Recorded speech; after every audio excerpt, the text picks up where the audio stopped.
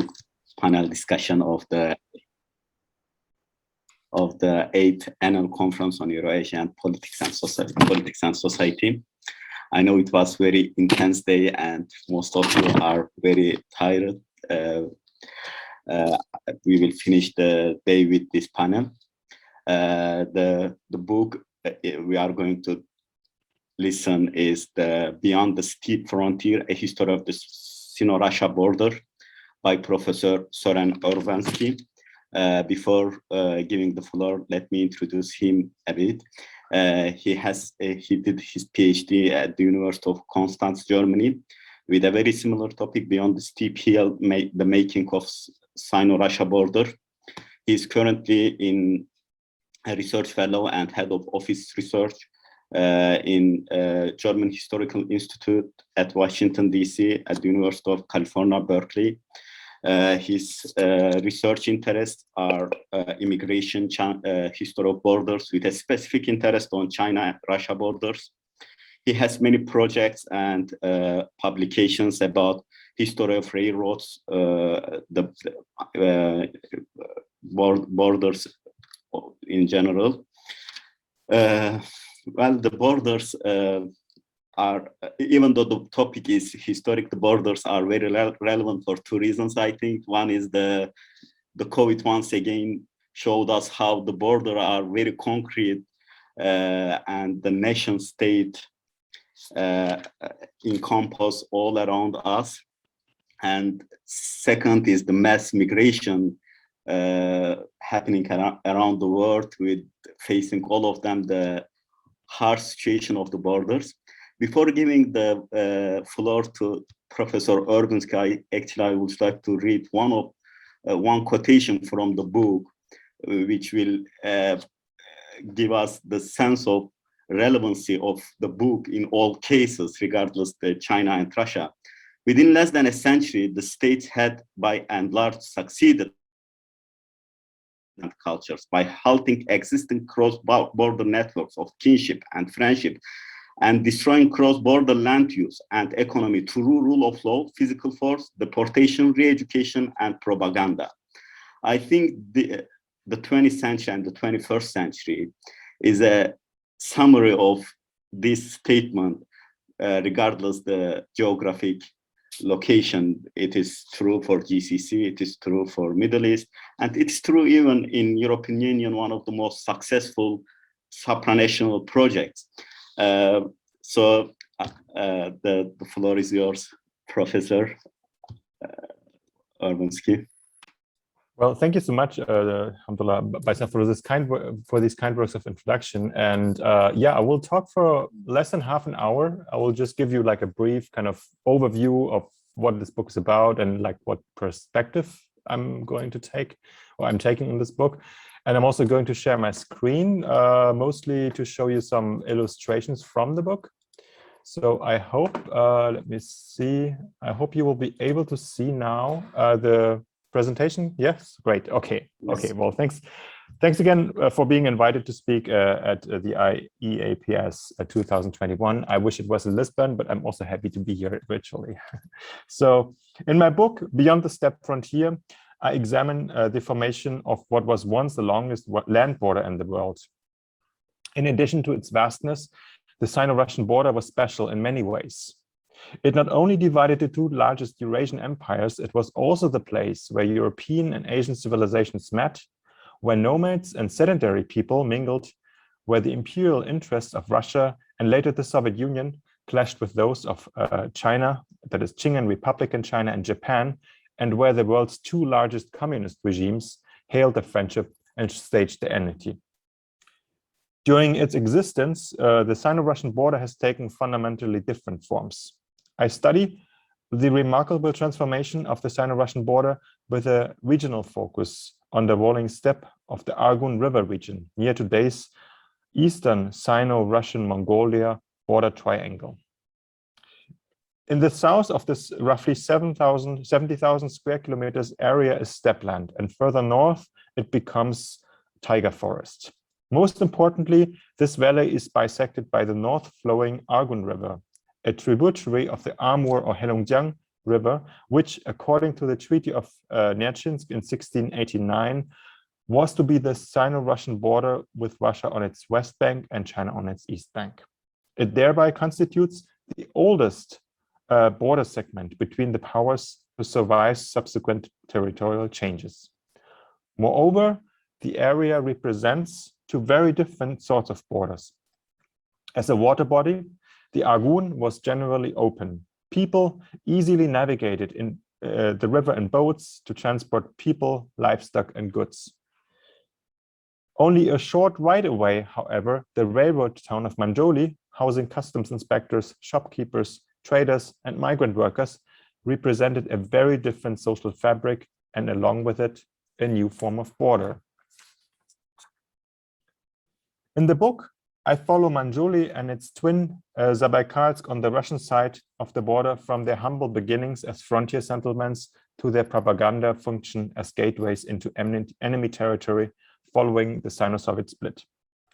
The Argun Basin is particularly interesting not only because it had been inhabited by a vast array of different ethnic groups practicing nomadism and pastoralism and various urban forms of livelihood, but also because, unlike most inter-imperial borderlands that eventually transform into two recognized nation states, the government or the governmental entities on both sides of this border changed with dizzying regularity throughout the 20th century.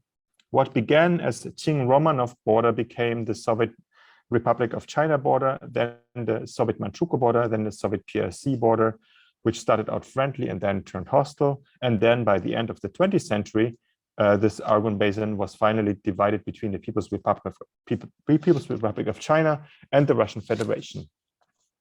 Thus, within just a few decades' time, during which these constant regime changes occurred, the Argun borderland changed from a territory with striking similarities to other porous borderlands on the margins of empires into a borderland with substantial analogies to tightly sealed borders between nation states, although such comparisons always remain crude approximations. In the early 20th century, the Argun Basin shared some basic commonalities with frontier zones across different types of imperial states, land empires and overseas empires alike, where logistical difficulties represented formidable obstacles for the metropoles. Loyalties of frontier societies were unpredictable, and border crossing was a way of life.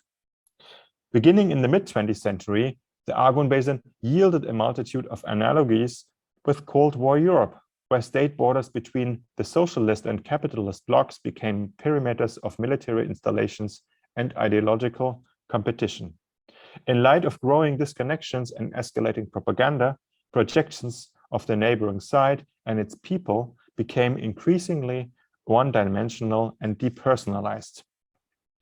Before we discuss the details of the transformation of this border during the next half hour or so, allow me to introduce to you Arkady Yanechik. Arkady was from Borsia, let me just, for some reason I can't, okay, wait. Sorry, I was too fast. Arkady was from Borsia, a small Soviet town less than 2 hours by train from the Chinese border.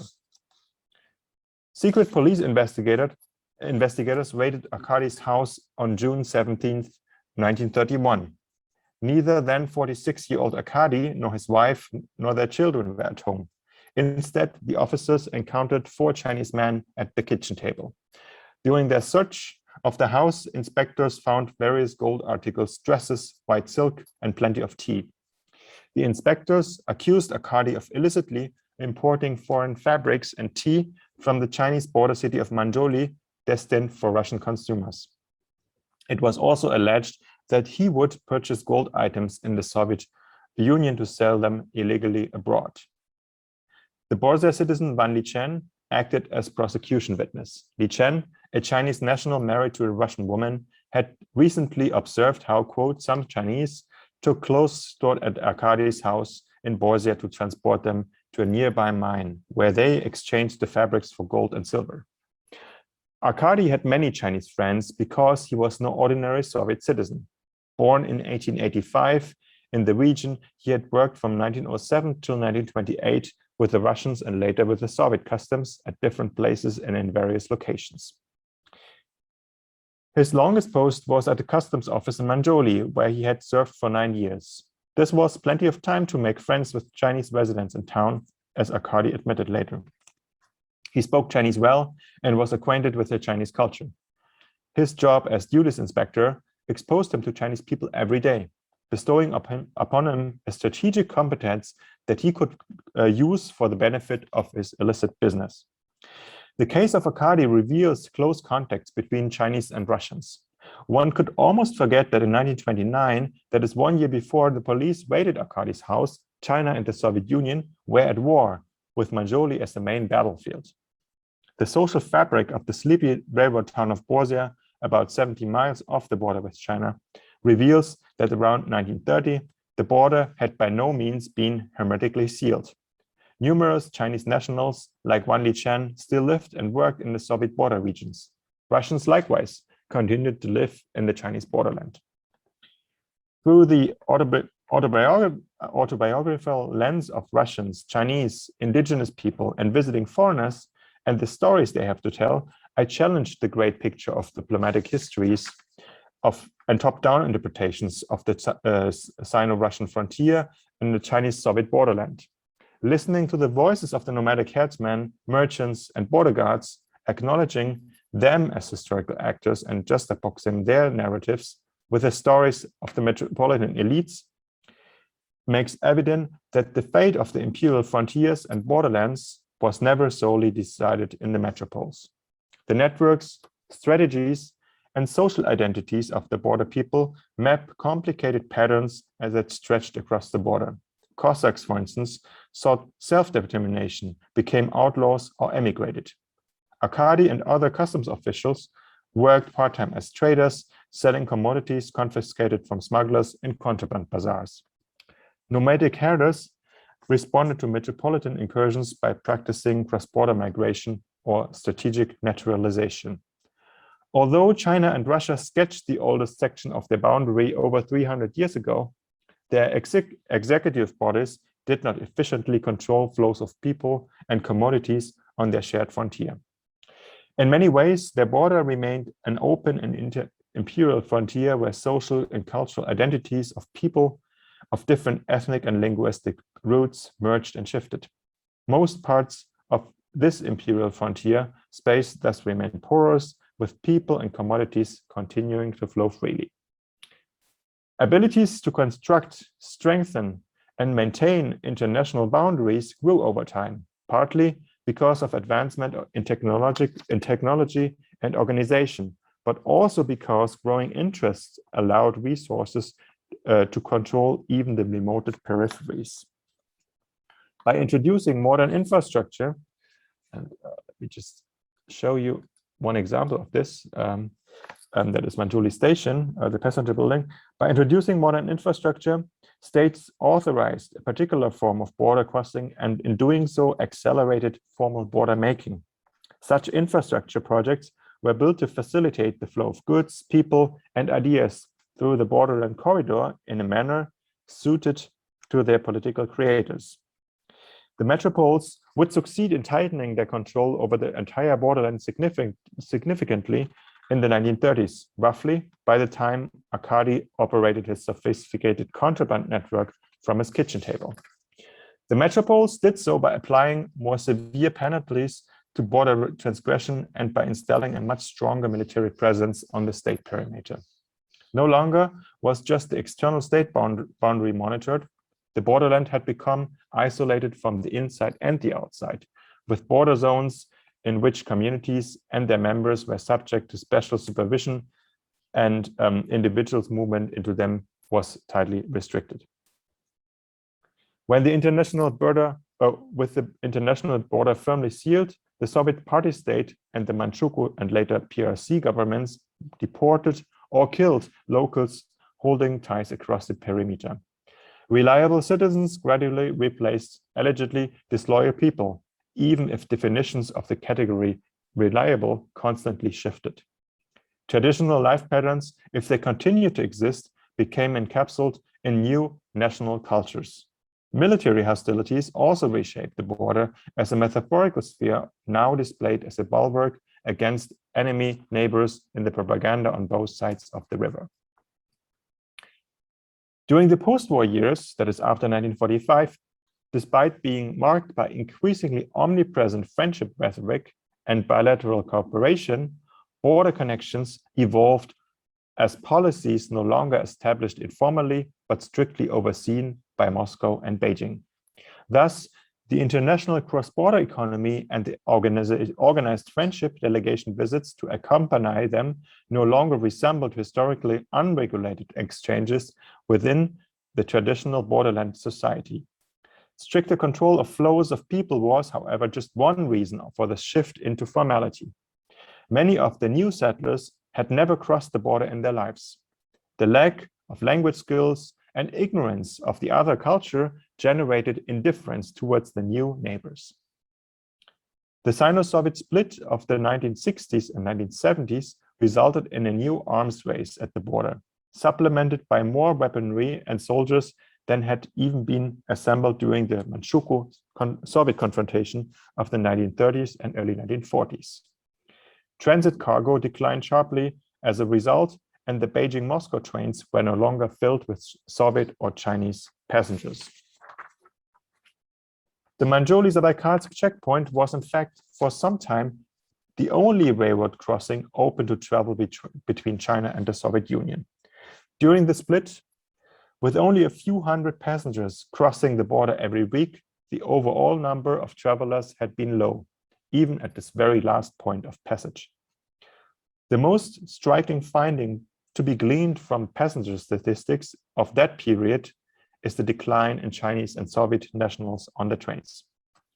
In 1966, Chinese travelers still constituted the absolute majority. In 1969, however, only 2 Chinese passengers crossed the border by train out of nearly 7,000 passengers in total.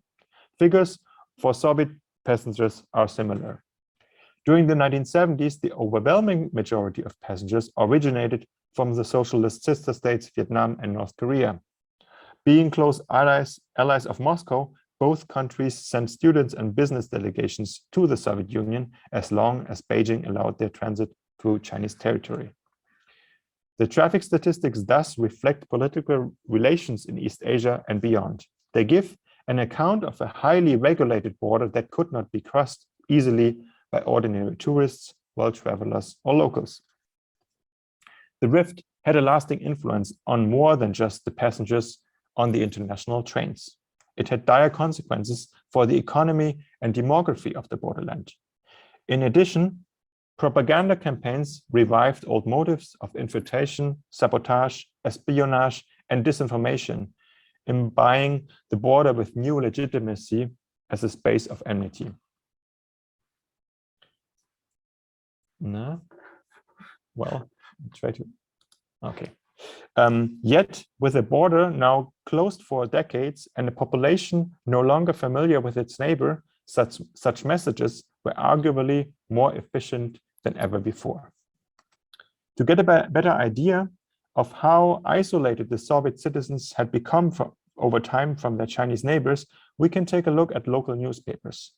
From 1917 on, China was to appear in the Soviet local newspapers only sporadically, when Moscow anticipated new acts of aggression along the border emanating from Beijing, or became aware of new anti-Soviet sentiments in China. Apart from reports on Chinese politics in the state media, Soviet border dwellers learned surprisingly little about China during the period of conflict. Until the late 1950s, however, when official relations between Moscow and Beijing had still been cordial, the case had been quite different. Local papers would, for instance, discuss seemingly amicable joint working life of Soviet and Chinese duty officers at the border stations of Zabaykalsk and Manjoli. The wording even then would have sounded stereotypical and crude, yet the descriptions in the stories, that is in the newspaper stories, were astonishingly specific and vivid. The people in it had names, as did the places on both sides of the border. The reader might know the places and perhaps even some of the people, but an article from 1959 was to be the last such local report to make explicit mention of dealings between Soviets and Chinese in the borderland, and in fact, would be the final article to name Manzhouli for a long time. Though Manzhouli and Zabaykalsk lay just 6 miles apart, and one could gaze at one another across the border from the peaks of the Steppe hills, the Soviet regional press refrained from mentioning Manzhouli and other places in the Chinese border region for the next 26 years. At the beginning of my talk, we have already met Arkady and his Chinese friends. Allow me now to introduce yet another local border resident, the shunter or train conductor Vera Zolotaryova. Vera was born in 1938 in Sverdlovsk region, near the Ural Mountains, thousands of miles away from the border with China. In 1955, right after her graduation from a railroad college, Vera arrived in Zabaykalsk to work at the station. Like most of the new residents, she was an unmarried teenager. In contrast to the majority of her co-workers, Vera belonged to a limited circle of people allowed to travel to China on duty, even during the Sino-Soviet split. Vera cleared goods and passenger trains to Manzhouli. Her passengers were tightly overseen and confined to her professional duties. Though she recalled having amicable workmates among the Chinese railroadmen, she never questioned the border regime imposed by the state. Recalling one such situation in 1967, she testified, quote, "Of course, there were still a few contacts. I was friends with one of the Chinese colleagues, but for him, it was dangerous to express such friendship because they mutually spied on each other during the Cultural Revolution," end of quote. Where Vera's encounters with her Chinese workmates stand in stark contrast to Arkady's closely knit cross-border networks. Also, the mobility of people like Vera marked a striking departure from the experience of earlier generations of borderland pioneers who could cross the border relatively freely, or at least still remembered those merry times when the border had not been an obstacle but an opportunity. The experience of Vera and her peers of the 1950s and 60s was different. Vera had spent her childhood and teenage years in the Soviet heartland provinces, far away from the Chinese border. So did most Chinese residents who moved in great numbers to the borderland beginning in the 1950s. Because of the tight border regulations, unlike Vera, most had never set foot in the neighboring country, as the border remained essentially closed for locals, as did the border zones for ordinary citizens. Engine drivers and shunters like Vera did far more than clear goods and passenger trains. Sometimes they assumed the delicate task made necessary by relations between Moscow and Beijing. Zabaykalsk's municipal party committee received instructions from and regularly reported directly to the Central Committee of the Communist Party of the Soviet Union in Moscow on meetings between Soviet and Chinese railroadmen. Let me conclude with 2 of these encounters. On May 1st, 1972, 12 Manzhouli railroadmen visited Zabaykalsk. The program included a reception at the station's hotel, the screening of a movie on the Great Patriotic War, a lunch in the railroad club. The Chinese delegates proposed toasts for May Day, for solidarity, and for the friendship between the Chinese and the Soviet people, and for the railroadmen of Manzhouli and Zabaykalsk. Together, they sang communist songs, and during their brief visit, quote, "Not a single time did the Chinese guests bring up ideas of Maoism and Mao Zedong thought," end of quote. To the Central Committee in Moscow, this was probably the most important passage in the report. Following a similar format, Soviet delegates paid a return visit to Manzhouli the next day to find, quote, a welcoming and friendly reception, end of quote. With the permission of the Chinese authorities, the guests also got the chance to visit Manzhouli's Soviet War Memorial.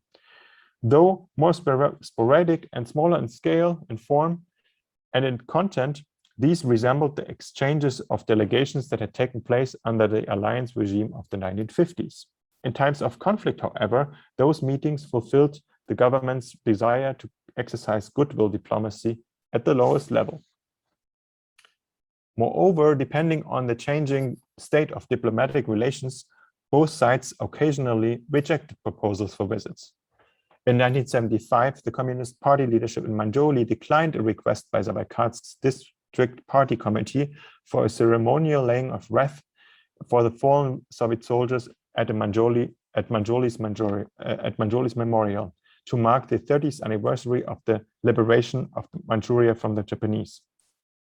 The decision was made in consultation with the central government in Beijing. Zabaikatsk's station master was then informed by the Chinese that the Chinese people did in fact honor the Soviet men who had given their lives with annual wreath-laying ceremonies at the memorials and cemeteries. Yet, with deployments of large Soviet military forces on the Chinese border, joint commemorations would be inappropriate. Vera and the other railroad workers in Manjoli and Zabaikatsk composed almost the sum of all legal border crossers in the period of conflict. Sometimes these last border crossers were exposed to the risks of political turmoil. Sometimes too, they assumed the roles of weather balloons. As these metaphorical balloons rose through the atmosphere, they gathered important data on behalf of the political leadership in Beijing and Moscow. Their visits were quite accurate ways of measuring conditions on the ground, and given the difficult relationship between the two communist regimes. In most cases, however, shunters and engine drivers simply did their jobs. And in allowing them to do so, both governments acknowledged that the border would never be fully sealed. Beginning in the 1980s, the border between China and the Soviet Union gradually became open again, both through policies adopted by the central governments and local populations' initiatives.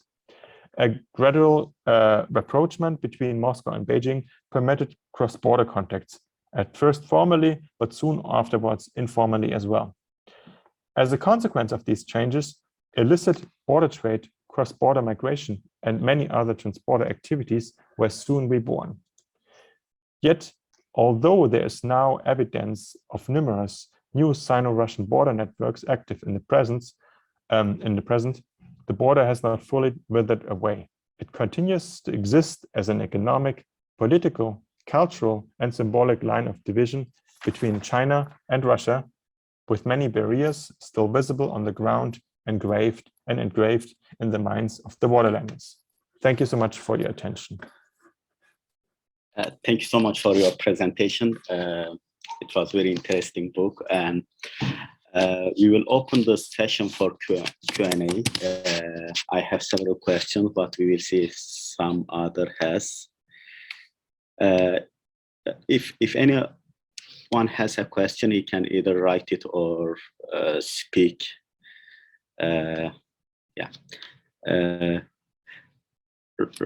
Professor Rahman has a question. And Oksana. Sorry, but Oksana raised her hand first. So Oksana. Okay. So Oksana, we are with you. Please. Hi. Hi, everyone. Thank you very much, Sören.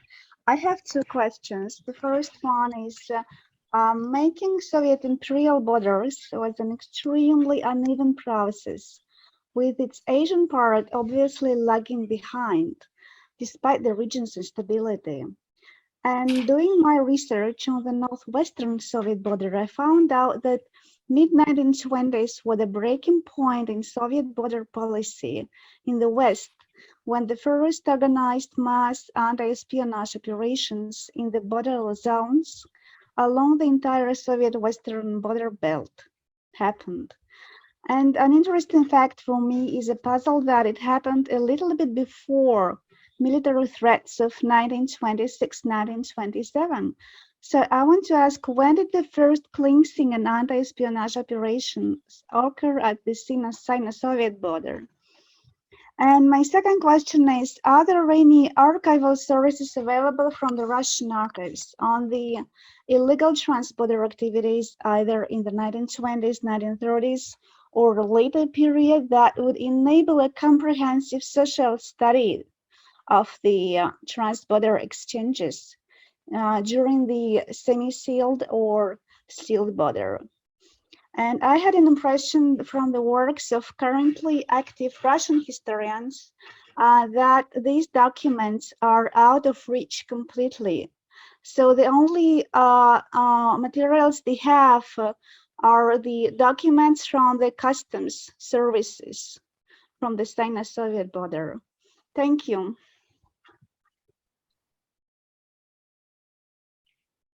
Thank you, Oksana, for this for these two great questions. Yeah, let me begin with the first one. Yeah, you're pointing at a good, or you're kind of making a good point by mentioning that the Soviet Union obviously did not only have borders with China, but also all the way from Norwegia to Japan. So it was, these borders were very diverse in nature and are still today. And you're right that the first cleansing operations occurred on the Soviet Union's western borders, but only beginning in the mid-1930s did the Soviet authorities begin to cleanse ethnically, so to speak, the Soviet Manchukuo, or Sino-Soviet borderland. First by deporting Chinese nationals from those areas, and then also ethnic Koreans to Central Asia. And many others, that is Russians, ethnic Russians, or European residents of the Soviet Union, were accused of being of spying for Japan, which was like a very how to say? I mean, a very convenient kind of accusation for kind of deporting them. So there's this lag, or this kind of like the eastern borders lagging behind, but I would argue actually that in the 1930s, some of the policies that were later adopted on other parts of the Soviet borderlands were first adopted here, especially, or in particular, due to the military threat posed by Japan and the massive militarization of the border that actually occurred earlier than the militarization of borders, or massive militarization of borders in Europe. And we all remember that in 1938 and 1939, there were first two major border clashes between the Soviet Union and Japan. And many of the kind of security issues that later became policy nationwide, so to speak, or on all borders, first were implemented in this particular borderland. Let me answer, or try to answer your second question. I don't know, I cannot comment on how the state of in the Russian archives. I mean, I'm still working in archives in Russia, but on different matters.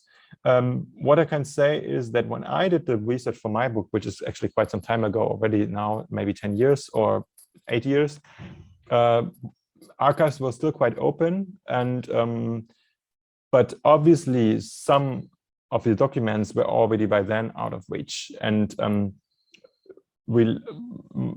like most importantly are the documents of the security organs, namely the NKVD, that is the secret police, which was partly in charge of the borders. But I found actually the customs records of the Soviet Customs Authority extremely valuable, especially if you would like to do research on a micro scale. I mean, it's always easy to say what the Central Committee decided in terms of border policies, when was what implemented.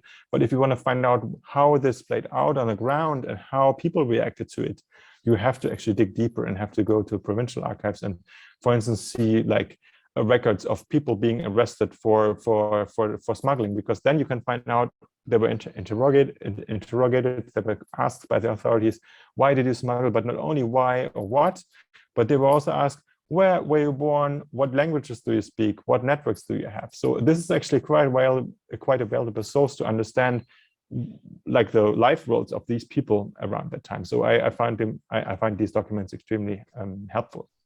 And compared to the situation in China, where access to archives is even more difficult, the Soviet or the Russian archives nowadays are still relatively and quite open, actually, I would say. But thank you again for the questions. Thank you. Mm-hmm. Thank you. We can hear the Professor Rahman's question now. Thank you very much for the great presentation. It was really interesting, but whenever you talk about the borders, I think it's my research area is political science and international relations, I just focus on the from the political science perspective. So if my question is not too much historical, please forgive me. But at the beginning, your first sentence is the European and Asian culture meet while mentioning that Sino-Russian border. But on the other hand, the Russians, the Western side is the European side, and we don't see any consideration that the Russian culture meets European culture, because we already considered the Russia as a European family or relatives. I don't know how do we consider it, but I am gonna ask about the borders between on the west and the east border of Russia. So borders are subjected to be trespassing. Okay, so okay, they are controlling it, securing their borders, but also they need to trade, the education exchange, and ideas just doesn't recognize the borders understanding. So do you think that it is just a geographic hardness of Sino-Russian borders? They don't meet too much comparing the European side. And did you get what I mean, or I might explain it? Yeah, I mean, if I understand correctly, the question is why there is not so much exchange today between Russia and China in the borderlands. Yeah, from historical perspective, yeah. Yeah, comparing the European side. Yeah, I see. Yeah, I mean, yeah. Let me first answer or give you like an example of what I mean. European and Asian civilizations meet at the border, because you were referring to this.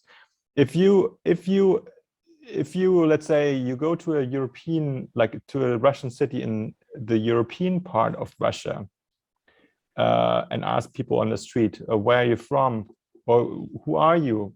They would probably, some of them would say we are Europeans. But if you do the same in Vladivostok, on the very east of the Russian Empire, or of the Russian Federation today, everybody would say I'm European. It's very obvious, although they're much further east to Asia. It's like a forpost mentality. So I think that's a very strong notion. And culturally and ethnically speaking, I would say this is also true today. I mean, like most people on the border that live on the Russian side look very European. I mean, of course, there's still ethnically Buryat, Mongol people there, but the vast majority is European. And also, if you look at all kinds of different like cultural things, like people eat potatoes there and rice on the Chinese side, and so on and so forth. So it's a very European Asian border, so to speak. Regarding the openness and closeness, or the like comparing Russia's borders in Europe with those and in Asia, in particular, to China, and why there is less exchange. Well, there's many reasons for that.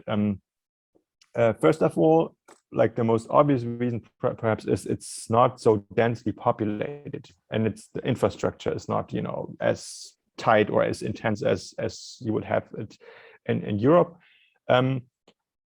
But for a long time there was less incentive for exchange. Like the governments kind of tried not to kind of foster exchange. This changed only with the collapse of the Soviet Union.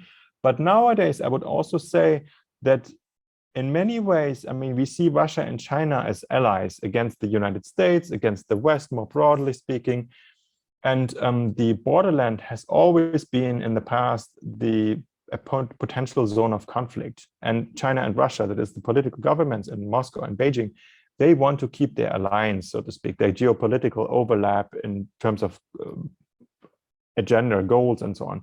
And they want to kind of minimize the potential for conflict that emanates or that comes from the borderland. China is very keen to kind of invest in the borderland and also to expand kind of exchange across the border. But Russia is less kind of keen to do so. One example I could give you is along the Amur River, which is the longest border river, stretching or making about 2,000 kilometers. It's the border between Russia and China nowadays. Until this year, there was no bridge across the river that was open. I mean, the Chinese, since the late 1980s, had plans to build bridges across. Then finally in the 2010s, the first bridges were being built but never finished. And only this year, one railroad bridge was opened and one road bridge, so to speak. So that shows you, like, there's a long 2,000 kilometer long border that's like all the way from Norway to Italy, as if there's no border, you know, no crossing opportunity. Obviously, you could cross by boat, or when the river was frozen, you could drive your car across the river. But that shows you that there is no intention, at least from the Russian side, to intensify this border exchange, which doesn't mean that there is no exchange. There was always an exchange, and it was actually very crucial, especially in the 1990s, because the Russian Far East during the Soviet times was heavily subsidized by the center. So, like goods, like food was imported or brought to this region at very low cost for the local people. And all of a sudden, when the Soviet economic system collapsed, this influx of goods stopped all of a sudden. So people were basically starving, and the Chinese brought food across the border and brought clothes and commodities, everything. So there was this kind of wild 1990s and early 2000s where there was this intense exchange. But nowadays it's much more regulated, and there's potential for much more, but it's not being, you know, kind of it's not existing to that degree. I don't know whether this answers your question, but I hope so. Yeah, exactly. But that raises another question, if you don't mind. Sure, absolutely. Yeah. Okay. Yeah. When we look at the literature about the Asian countries are taking model of the European Union, and we always say that there are lots of economic integration projects between the Asian countries in Southeast Asia, and mostly led by Russia or China. And the ultimate understanding of these initiations, and they could give by the end of the article or the research that, okay, there is a potential they will take the model of European Union and they will integrate economically, and there will be no border among these Asian states. So free movement of the labor, capital, and the services, like is the case of the European Union. So from the historical perspective and your answer to my previous question, you don't think that is a viable option among the Asian countries, or specifically between Russia and China? What would you think about it? Thank you very much. Yeah, a great question. I'm very skeptic, honestly, for several reasons. First of all, China and Russia, and I'm always talking about the governments here, are pursuing very different agendas. I mean, Moscow, since the 2010s, is kind of attempting to kind of reintegrating the former Soviet space with the Eurasian Economic Union and so on and so forth. And it's also like kind of a way of making sure that China doesn't get too much of a foothold into Central Asia or the Russian Far East. I think so. That's this post-Soviet space. What was long just a security alliance since the 1990s now is also the idea that we need an economic reintegration. China, with this Belt and Road Initiative, has a very different agenda. And what Russia is fearing, I mean, when you look at Central Asia, China is already economically speaking quite strong. And what Russia is, I think, fearing is that after economic influence, also geopolitical or military influence will rise of China. And this is, I see, the major kind of potential for conflict between Moscow and Beijing nowadays, like that their interests clash too much there in that region. But there's also other reasons why these kind of supranational organizations like the European Union would not work in East Asia. I think the most important is why was the European Union founded? Because it was because of the war, the Second World War. They didn't want to let this happen again. And so there was a way of, we need to integrate like all these European nation states with a common goal. And this was like the post-war setting. And there's yet another very, very strong factor that would work against it. That is that in East Asia, you have countries with very different size and strength. I mean, the EU originally was France, Germany, Italy, and so on. Mostly big countries, not large countries, but big countries with a similar population and a similar economic output and a similar size of territory. Russia has 140 million people, is the largest country on earth. China has 1.4 billion people, and it's a very large country. Mongolia has 3 million people, and is territorially speaking is a large country, and so on and so forth. So there's too much. I mean, there is no overlap in goals in that way. So I don't see any way. I mean, people are, if you look political science, like Grossman's writings, like by Grossman, the Princeton professor from the 1980s, they are talking about, oh, we need to reintegrate in Northeast Asia or East Asia. It'll never work that way that it works in the European Union nowadays. So I'm very skeptical about this due to these 3 factors. And there's more to it, but I think these are the most important 3, I guess. Yeah. Yeah, thank you very much for the question. Last one, if you don't mind, I don't want to keep the conversation just between 2 of us, but I think with your answer, I think it comes to me much more rational than the other understanding, because of I didn't know that these different perspectives. So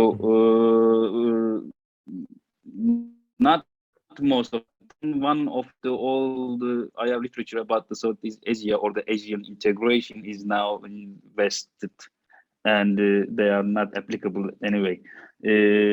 Okay, but the last question will be about the Belt and Road Initiative. So how do Russia perceive this initiative from the border perspective? That will be my last question, and I will mute until the end of the session. Thank you very much. Thank you for this question. It depends on whom you ask, I would say, in Russia. Initially, I think Russia, and by Russia I mean the Kremlin, presidential administration, and so on, was quite positive and keen, and they had some, common interests. Actually, China pledged to build a high-speed railroad from Moscow to Kazan on the Volga River, and there were other projects that kind of were or are related to that Silk Road initiative. And China made like huge pledges that it will invest a lot of money in Central Asia and Russia and so forth. But also, China's kind of not really on a tight budget, but it's not as loose in spending money anymore as it used to be when it kind of announced the Belt and Road Initiative. So there was a kind of quite a disappointment that not many of these projects that were announced actually have been materialized.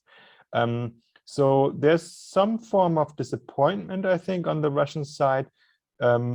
But also what this helped Russia was to think about itself and its position there. It's like China was the first country to challenge with this Belt and Road Initiative the kind of the dominant role of Russia in that region, in the post-Soviet region, so to speak.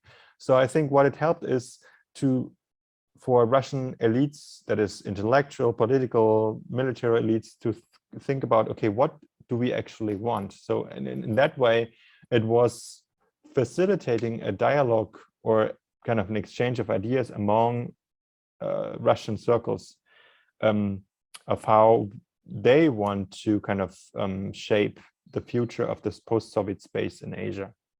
I don't know if that answers your question. I mean, it's a very difficult or diverse kind of field, and it's hard to answer this with one kind of one sentence, so to speak.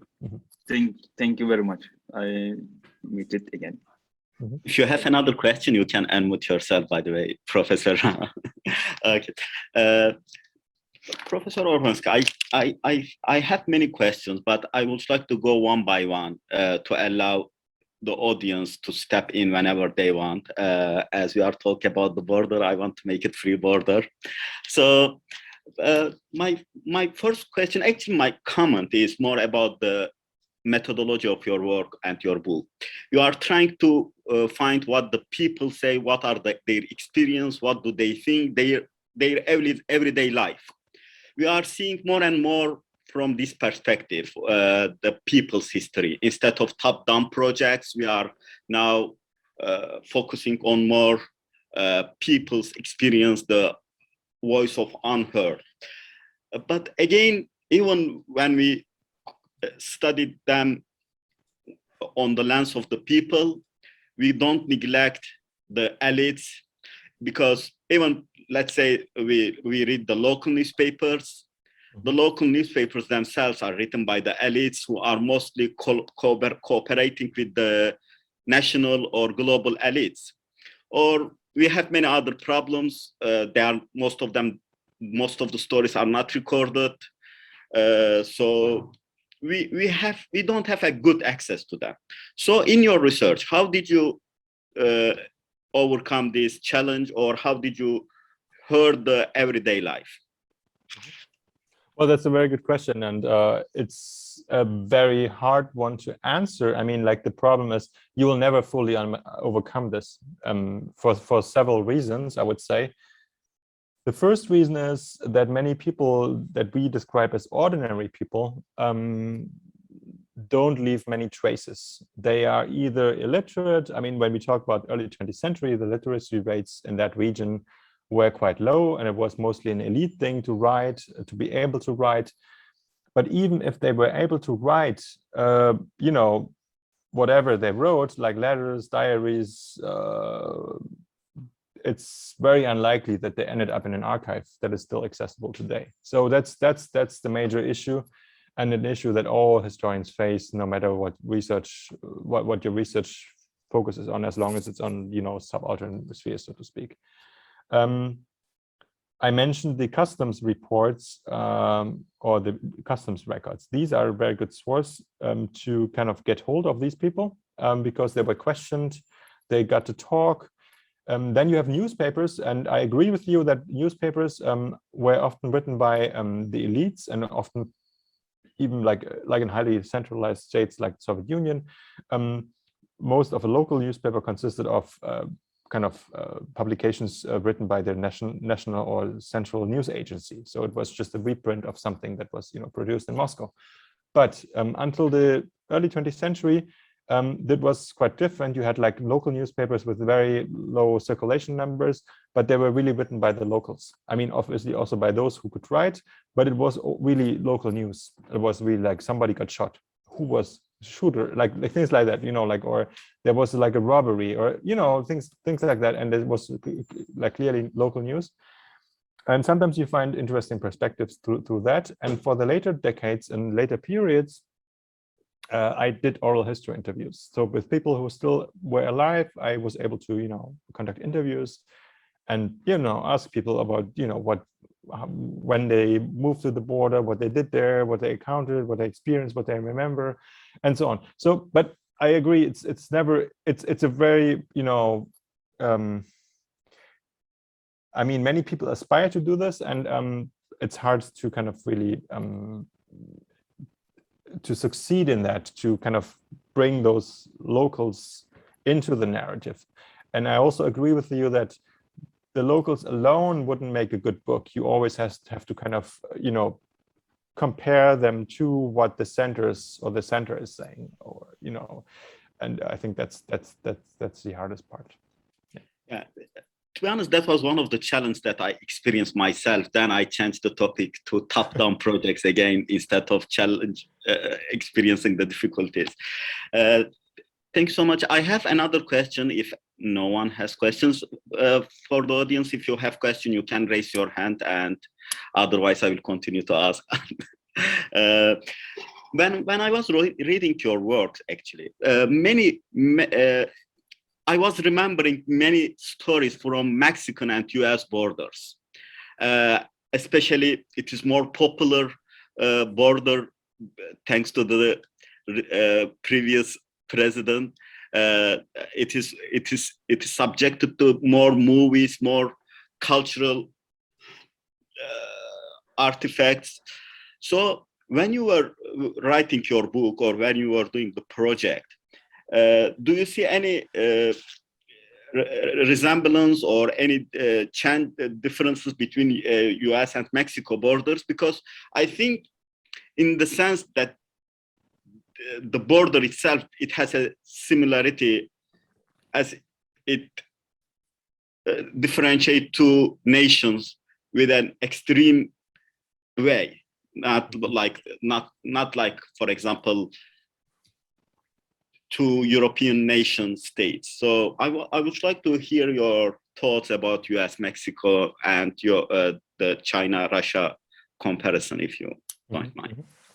Yeah, well, I mean, you make a good point. The US-Mexico border is not only in movies and in popular culture the most popular border, so to speak, but only if you look at borderland studies or border studies as an academic field, like mostly in political science, social sciences, but also history. I think 50% of all books being published or articles being published are on the US-Mexico border, and then the other 50% are split for borders in the rest of the world. You may ask why that is, but I think it's also a sign of, that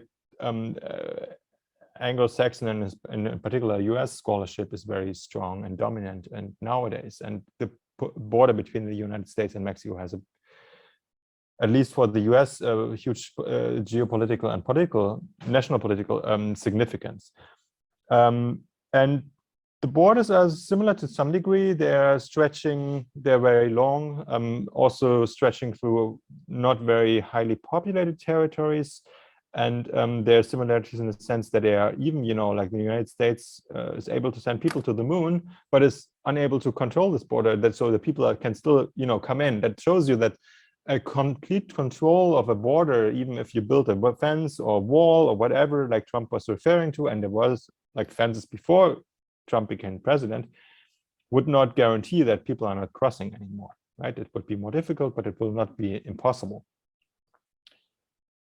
But I would argue that there's some differences between those borders. The US and Mexico have not been at war during the last 100 years or so, or even more. So there is not this political or military confrontation, the military significance of this border. I mean, you don't see tanks or bunkers at the border between the US and Mexico.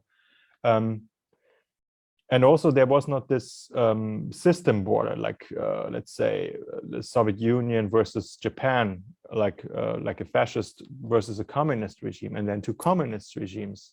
Right. And also what is also striking is at least until the late 1980s or early 1990s, when the border between the Soviet Union and China and was completely closed, the two sides looked completely different. As I said, I mean, there's different housing, like different architecture, different people, different eating patterns, everything is different. And if you go to Tijuana and San Diego, of course, San Diego looks more fancy and the gardens are nicer, but you have Mexicans on both sides of the border, and people speak English and Spanish on both sides of the border. And this was not the case on the Russia-China border. And this gives you also an idea why this reopening didn't, spark so many cross-border ties all of a sudden. It will take time, basically, I would say.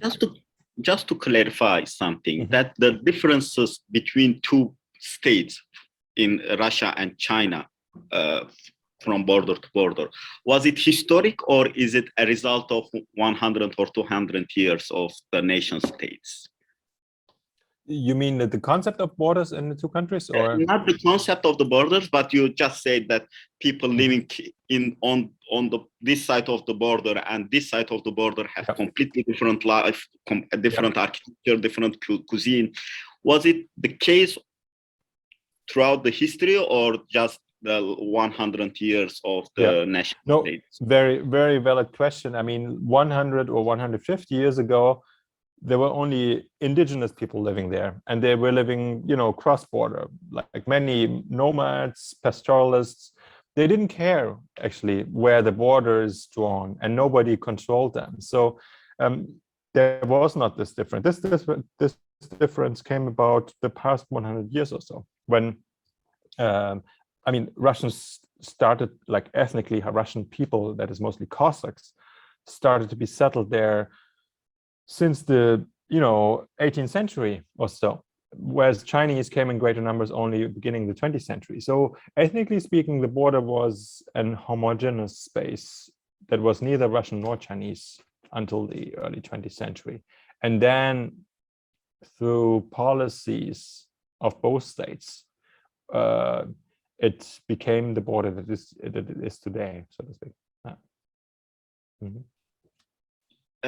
If anyone has a question, please step in, or otherwise I will continue. So, considering these things you have just said, how the borders played significance in creation of identity and nation building, especially, for the Western audience, China and Russia are almost identical. They have a communist or socialist history. They at least for the general public, they are considered as one unity with different borders.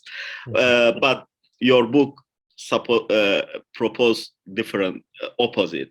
So how this border and border in general played a role in nation building projects of both countries, China and Russia?